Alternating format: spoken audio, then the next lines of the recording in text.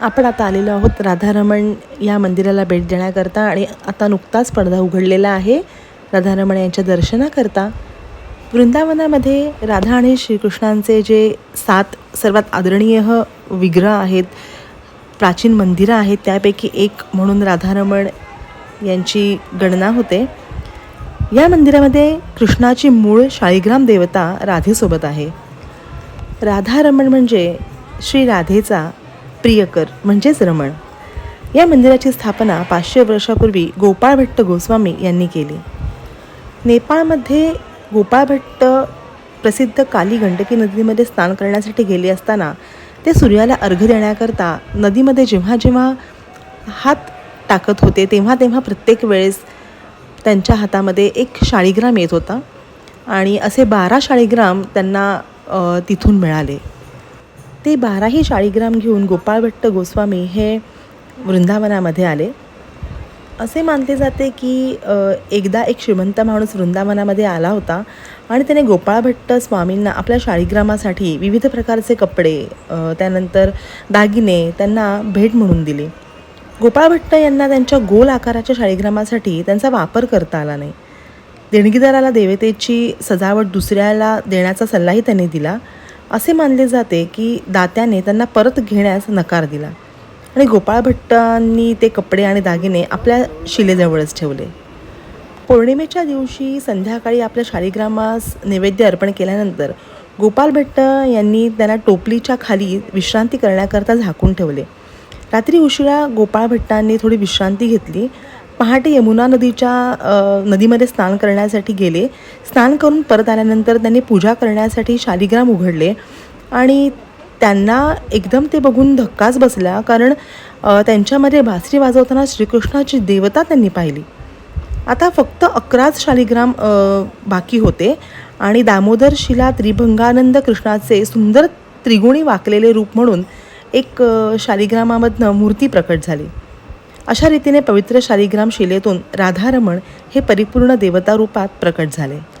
इथे दर्शनाकरता येणाऱ्या प्रत्येक भक्ताला ही जी मदन मोहनची मूर्ती आहे ती जिवंत असल्याचा भास होतो, कारण यांच्या मुखावर विविध छटा असल्याचं तुम्हाला पाहायला मिळतात।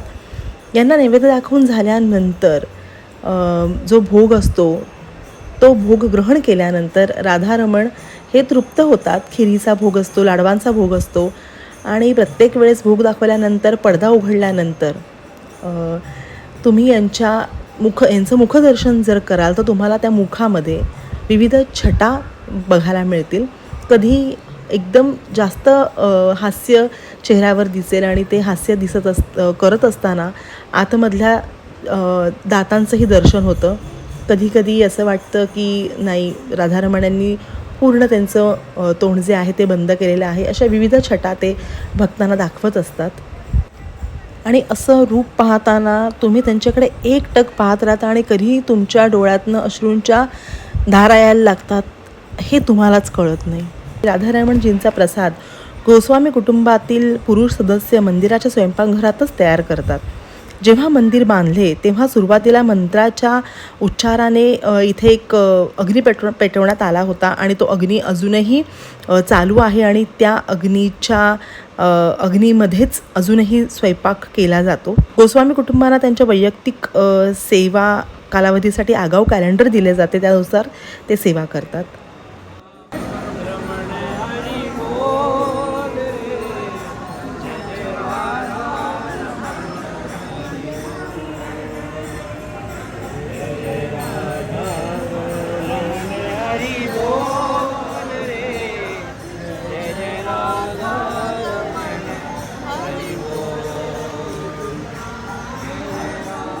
खूप छान दर्शन झालं, पाय निघतच नव्हता। आपण ह्याच गेटने मगाशी आतमध्ये आलेलो आहोत, त्याच गेटने आता बाहेरही पडतो आहोत आणि ही छोटी छोटी 2 दुकानं आहेत राधारमण मंदिराच्या बाजूला। तिथे तुम्हाला काय हवं ते घेऊ शकता। ही मेहरब बघा किती सुंदर आहे, फुलांनी तयार केलेली। दर्शन घेतल्यानंतर आम्ही हॉटेलवर गेलो आणि गुड मॉर्निंग।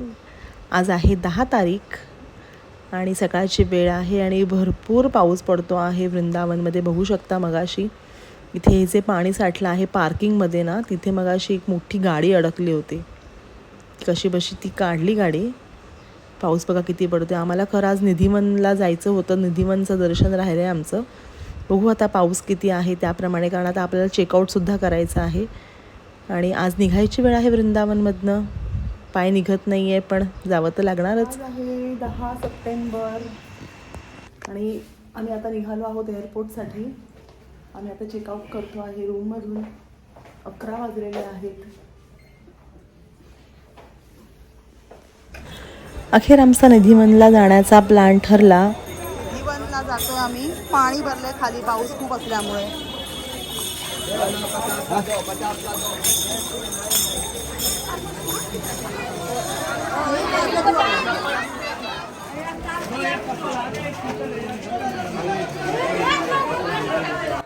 हा आहे निधिवनचा एंट्री गेट आणि आपण आता आत जाऊया. 1 वाजता निधिवन बंद होतं, त्यामुळे आपल्याला 1 तासच मिळणार आहे आतमध्ये निधिवनमध्ये दर्शन घेण्याकरता. इथे चपलेचा स्टँड आहे, तिथे आपण चपला वगैरे काढूया आणि आतमध्ये जाऊया, कारण आत्ता वाजलेले आहेत 12. लवकर लवकर आपल्याला पूर्ण निधिवन फिरायचं आहे. संडे होता त्यामुळे भरपूर गर्दी होती, म्हणून आम्ही जो गाईड घेतला होता त्याने सजेस्ट केलं की तुम्ही जर पर हेड 150 रुपये भरले तर तुम्हाला गर्दीतून न जाता आपण आतमधनं जाऊया. त्याला VIP दर्शन असं म्हटलं जातं. म्हटलं चला जाऊया. श्रीकृष्णाने आपल्याला सांगितलं VIP दर्शन घेऊ, तर आपण दर्शन घेऊया VIP. त्यामुळे आम्हाला काय झालं, आतमध्ये जिथे निधिवनमध्ये तुळशीची मोठी मोठी झाडं आहेत तिथे आतून जवळून दर्शन घेता आलं. चला या गाईडकडून निधिवनची संपूर्ण माहिती ऐकूया. ज्ञान से हमको फल मिलता है. पहले क्या अन्न चलता था, पहले कागज नोट नहीं चलते थे, धन नहीं चलता था, तो ब्रजवासियों को क्या अन्न का दान होता था. तो भगवान से हृदय का वास करते हैं, आशीर्वाद देते हैं. ब्रजवासी के बाद और कोई चीज नहीं है. कन्हैया की 5 वस्तु है भैया जी, 2 आपकी. पहला है कृष्ण जन्मभूमि जो मथुरा में जन्म लिया. दूसरी है जमुना महारानी, चरण छीके जमुना उतर गई. तीसरी है धरती माता जिसके ऊपर प्रभु के चरण पड़े. चौथा है गोवर्धन पर्वत. 5वां गोपेश्वर महादेव. ब्रज के राजा कौन बने, बलराम. उसके बाद में ब्रज के 84 कोष पूरा लुप्त हो जाता है.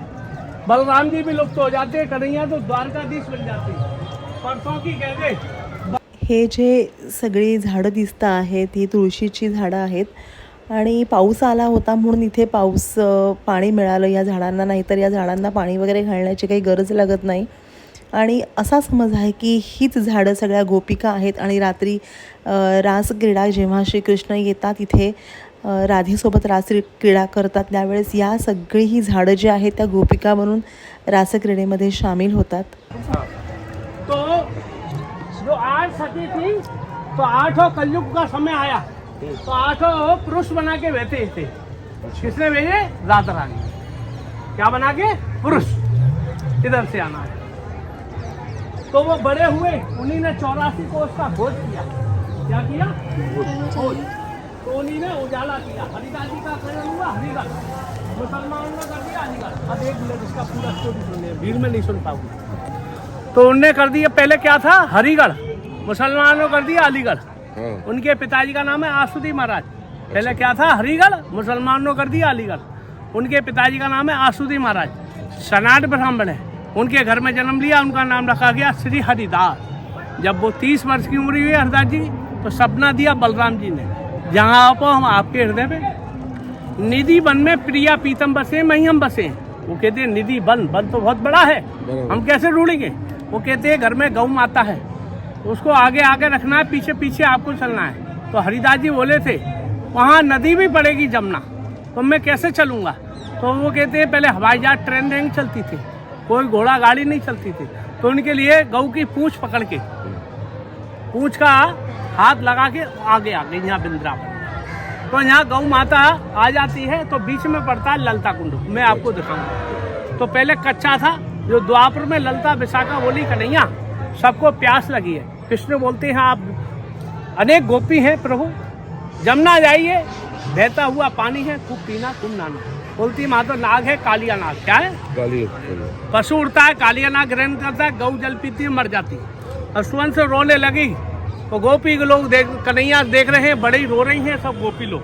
कन्हैया को आई दया, धरती माता में 2 बांसुरी लगाई जल्दी जल्दी। फिर यहाँ गौ माता आ जाती है बन के अंदर में खड़ी होके, कुदरत ही चारों थनों का दूध निकलता है बन के अंदर। तो जमीन में चारों छेद हो जाते हैं, कच्ची जमीन थी ना द्वापर में, तो भगवान का जो द्वापर का लीला रचा के वो द्वारकाधीश हो गए।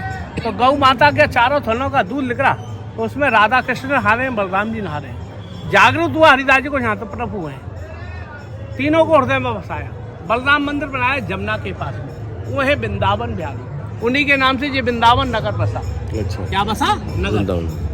वो है 500 वर्ष पुराना, ये 150 वर्ष से 100 वर्ष पुराने मकान है जितने भी इसमें पुराने। उसके बाद में बलराम मंदिर हुआ 500 वर्ष पुराना। राधा कृष्ण गोदी में बैठे हरिदास जी की में, वो देखते हैं अति सुंदर है, कन्हैया भी सुंदर, राधा भी सुंदर। नैन से नैन बात करते हैं, कन्हैया तू है पुरुष, मैं हूँ पुरुष। पुरुष की सेवा कर सकता है, नारी की सेवा नारी कर सकती है। किशोरी जी की सेवा मुझ पर नहीं होगी, मैं हूँ पुरुष, कैसे कर लूँगा? तो एक हो गए कृष्ण राधा, राधा कृष्ण। माँ गौ माता ने देखा यहाँ श्रृंगार रखा जाता है, प्रभु ने आपस में श्रृंगार किया है। तो उसमें आप ये चढ़ाएंगे ना, तो वहीं 4 लड्डू, 2 लोटे में जल और ये श्रृंगार और फूलों का सैया, गर्मियों में, जाड़े में थोड़ी से पान, लड्डू, दातुन, ये सब रखा जाता है। रखने के बाद में आरती होती है, शयन आरती। आरती गवा के सब लोग जाएंगे, पुजारी की 7 तारे लगा के लाइट फाइट बंद करके 9 बजे बाहर का तारा लग जाता है। जितना ये दीवार जा रहा है पीछे का, इसमें कोई पशु पक्षी बंदर कोई इंसान नहीं रहता है। जड़ों में सूखी है, खोखली है, ऊपर से सब हरी है। बरसात हुई है तो ये हरियाली हो गई क्या। और कोई पशु का घर नहीं, चिड़िया, तोता, गिलहरी, किसी का अंडा नहीं इनमें। और प्रिया पीतम लिपटे हुए, सब सूखे हैं, खोखले हैं, ऊपर से सब हरे हैं। ये गोल पत्ते देख रहे हो ना, ये कृष्ण मुकुट है, गौर से देखो। ये लंबे पत्ते देख रहे हो, और ये राधा मुकुट है, गौर से देखो। अच्छा, हाँ, किशोरी जी का। वैसा हीरा पन्ना का पहनते हैं, तो हृदय से देखो तो वही मुकुट दिखेगा, नहीं तो क्या है, पत्ता है, तो हृदय का वास होता है। सवेरे आएंगे मंगला आरती करने, तो 5:30 बजे खुलता है। हृदय में माता पिता को हृदय में बसा के दर्शन करते हैं, तो मीरा बन के, सुदामा बन के आते हैं, भक्ति से दर्शन करते हैं, तो कोई ना कोई निशानी भगत को जल्दी मिलती है। लड्डू फूटा, जल का लोटा फैला हुआ, पान जमा हुआ, श्रृंगार बिखरा हुआ, बिस्तर सुखड़ा हुआ, ऐसा लगता है प्रभु अभी होके। ये रोज का है? हाँ जी, मन की आत्मा में भक्ति है तो सबका है, नहीं तो कुछ नहीं। देखो, बताना हमारा फर्ज है। जो हमने सुना है माता, सब सुना है, इसलिए तो मैंने कहा माता पिता गुरु, ये तीनों से हमने ज्ञान सीखा, वो आपको दे रहे हैं। जो देखा है नहीं, कानों से सुना है, वो कानों में सुनने के बाद में हम यही बिजनेस करते हैं, यही हमारा खेती है, यही हमारा मिलता है। उसके बाद में वहाँ चले जाते हैं, श्रृंगार करके बड़ा रास मंडल आएगा, वो दिखाएंगे। तो रास मंडल करते हैं, रास लीला, जो 8 सखियों का रोल लीला होता है। जो महारास हुआ वो बंसी बट का पेड़ है जमुना पर, वो बड़ा रास मंडल है, देखा ना।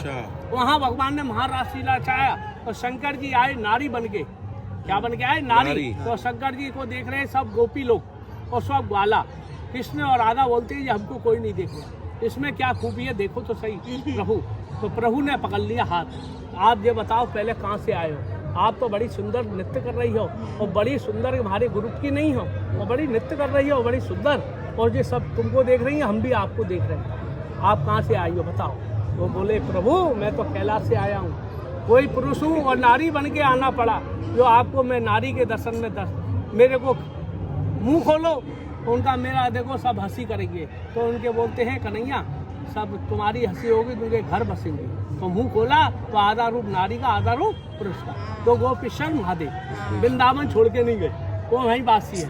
फिर कन्हैया चोर थे, माखन चोर, चित्त चोर, चोरों के सरदार थे, बंसी बजाते, घरों के चूल्हे बज जाते। तो बंसी हो गई राधा रानी की सौतन, ये मेरी सौत है, कन्हैया बंसी बजाता है, इनकी बंसी में क्या जादू है हम भी देखें। तो कदम का पेड़ है जमुना पर, 9 लाख गाय चारा खा रही है, कन्हैया अकेले सो रहे हैं। गई ललता विशाखा, चलो आज कन्हैया की बंसी चुरा। तो कन्हैया की बंसी, मुकुट, पीताम्बर, कड़ा, पायल, इधर आ जाओ। क्या बंसी मुकुट राधा रानी को सौंप दिया, चोरों की मालिक ने बनी राधा। कृष्ण सो के उठते हैं, देखते हैं बदन पर बंसी नहीं, मुकुट नहीं, पीताम्बर नहीं, कड़ा नहीं। वो कहते हैं मैं सारे जगत का चोर, मुझसे बड़ा कौन चोर हो गया संसार में? मैं सारे संसार का चोर हूँ, मुझसे बड़ा कौन चोर? सूर्य नारायण से पूछा, वृक्षों से पूछा, पशुओं से पूछा, किसी ने जवाब नहीं दिया। ये नैन बंद करके राधा रानी को हृदय में लिया, तो राधा रानी बंसी से खेल लेंगे। कृष्ण कहते हैं मैं भी नंद का छलिया नहीं, मैं भी किस रूप में आऊंगा आपको मालूम नहीं पड़ेगी किशोरी जी। तो जमुना महारानी से कहते हैं हे जमुने महारानी कोई स्वरूप ऐसा बनाओ मेरी किशोरी जी पहचान नहीं पावे, मेरी कोई सखी पहचान नहीं पावे। तो जमुना महारानी ने कृष्ण को बना दिए जोगन, अति सुंदर जोगन बने। और किसके पास जाते हैं पहले, किसके पास, माँ के पास। माँ पहचान लेगी तो सारा जगत पहचान लेगा, माँ नहीं पहचानेगी कोई जगत नहीं पहचानेगा। माँ से मिलके यहाँ आए और असुवन से रोते हैं हे कृष्ण। ललता बोलती है नहीं सखी कहाँ से आई, ये हमारे गुरु पे नहीं है। राधेश्वरी से कहती किशोरी जी दरबार में आई है जोगन, बड़े विलाप से रो रही है और कहीं ये तो हमारे ग्रुप की नहीं है और रो रही है। अब इसको कैसे धीरे धीरे कन्हैया पता नहीं कहाँ डोल लिया होगा। तो राधा रानी बोलती है हम स्वयं कृष्ण बन जाते हैं, जो वस्त्र लाई है उसी को हम धारण कर लेते हैं। तो होठ में बांसुरी है कृष्ण रूप, नथ पे रही है राधा रूप। चोरों की सरदार राधा है, सारे जगत में हुक्म कौन का चलता है, राधा का। घरों में भी राधा का, राधा से बढ़ के कोई संसार नहीं, राधा में कृष्ण में कोई अंतर नहीं। अच्छा, दोनों एक ही स्वरूप, एक प्राण दो दही। आपकी राधा रानी है, आप इनकी स्वागत करोगे तो आपका दुगना स्वागत राधा रानी होता है ना, तो भगवान का आवास होता है। फिर जाएंगे हरिदास जी के पास, जीवित समाधि बन के अंदर में लीन हो गए प्रभु के चरणों में भक्ति से, सबरा लीला रचा के जीवित समाधि 1630 में। बोलो वृंदावन बिहारी लाल की जय। कहते हैं ना निधि क्या है, तो निधि का मतलब होता है खजाना। खजाना क्या है, प्रिया प्रीतम खजाना। ये सपैया देख से 1 करोड़पति करते हैं सोनी सेवा। क्या ये बड़े बड़े गड्ढे हो रहे हैं, इसमें डाल देते, खाद हो जाता है, ऐसा ले देते।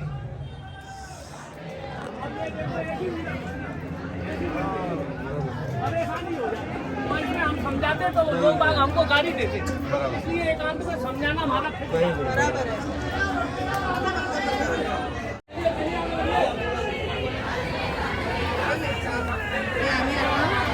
शृंगार आहे हा शृंगार आम्ही चढवणार आहोत। ये बलराम जी है कृष्ण के बड़े भाई।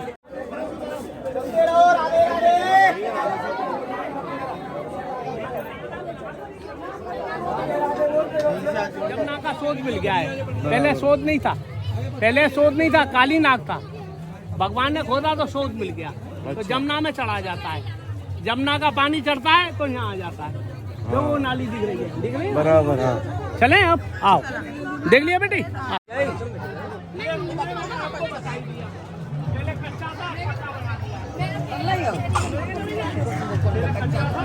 आता आपण दर्शन करायला जाऊया रंगमहल येथे। हे रंगमहल म्हणजे श्रीकृष्ण आणि राधा येथे प्रत्यक्ष आजही येतात अशी धारणा आहे। इथे रात्री शयन आरतीच्या आधी लाडू ठेवले जातात, दातून ठेवलं जातं, दात घासण्यासाठी ज्या काड्या असतात नीमच्या त्या ठेवल्या जातात। त्यानंतर वेगवेगळ्या प्रकारच्या साड्या घडी करून ठेवलेल्या जातात आणि एक पलंग आहे, त्या पलंग छान सजवलेला असतो फुलांच्या पाकळ्यांनी। ज्या ज्या साड्या राधा राणीला हव्या आहेत त्या साड्या सकाळी जेव्हा 5:30 वाजता आरती होते आणि त्या आरतीला जेव्हा भक्तगण येतात इथे, तेव्हा असं दिसतं, गुरुजी दाखवतात की दातून करून ठेवलेलं असतं, लाडू फुटलेले असतात, त्यातला एखाद लाडू खाल्लेला असतो, पाणी लोट्यामधलं पाणी संपलेलं असतं आणि राधा राणीने ज्या साड्या हव्या आहेत त्या साड्या अशा विखरून ठेवलेल्या असतात। भगवान का 56 भोग मनोकामना की माला, जो एकादशी आती है ना महीने में, तो आज भी एकादशी है, वो उजाला एकादशी नहीं है, अंधेरी पाक की है ना। जो उजाला एकादशी होती है जिसके बच्चे नहीं होते, तो 1 कटोरी में गाय का दूध, 1 कटोरी में गंगा जल। गाय का दूध नहीं मिले तो गंगा जल जरूर होता है हर घरों में, है ना। होता है। तो गाय का जगह गंगा जल में भिगो देते हैं 5 दानों को, इसी तुलसी की माला को। अच्छा, ये तुलसी है ना, बन तुलसी, इसी को माला को भिजो देते हैं और उसमें ओम नमो भगवते वासुदेव, माला के ऊपर अगरबत्ती धूप बत्ती घुमाते हैं। मट्टी ले जा सकते, हाँ रज ले जाते हैं।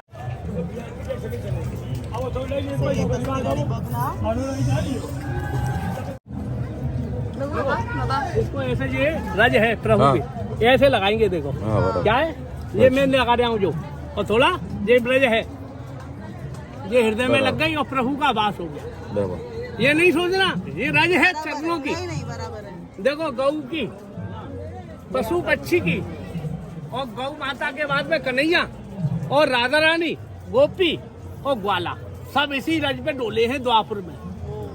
समझ गई ना? और वही रज है चरणों की, उसमें हरिदास जी समय है। कौन समय? हरिदास जी, जगन्नाथ जी, विष्णु जी। ये छोटा रास मंडल है, 8 सखियों का रोल लिखा होता है। अच्छा। इसको ये नहीं सोचना कि वैसी है, ये तो हृदय में बसाना। ये है माँ। कौन सी माँ? इस कन्हैया ने खाया जसोदा मैया को पूरा ब्रह्मांड दिखाया। ये है रास मंडल, 8 सखियों का।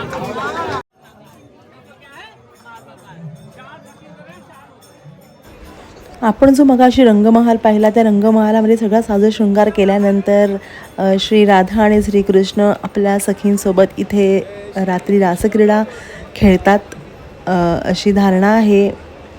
त्यामुळे इथे आपणही राधेच्या नावाने कृष्णाच्या नावाने जयघोष करत थोडंसं नाचूया.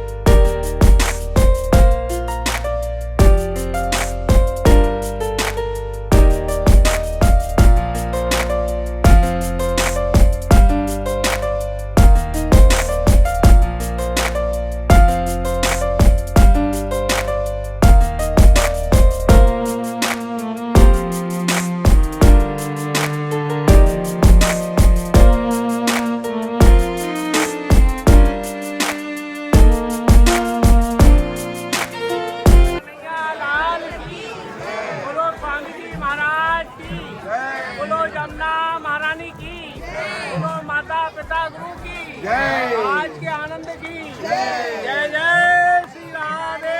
जय श्री राधे।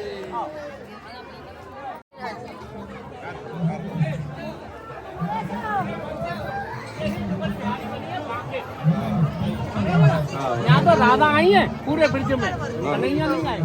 कृष्ण बनी राधा और राधा ही कृष्ण बन के ढूंढ रही है।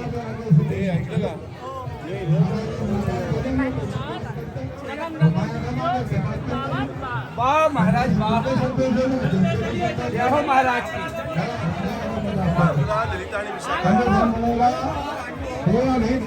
शूटिंग अलाउड नाही आहे इथे.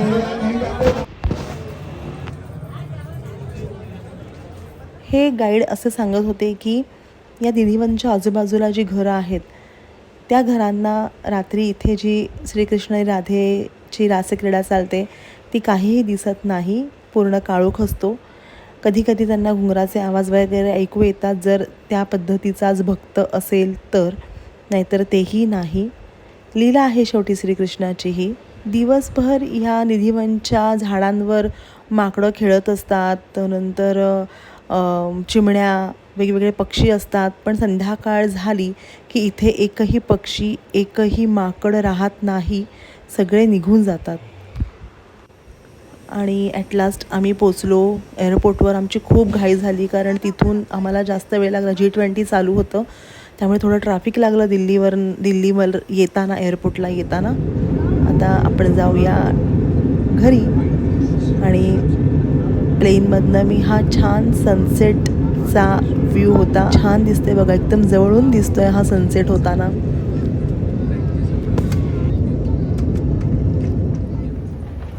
आता आम्ही आलो आहोत मुंबई एअरपोर्टला.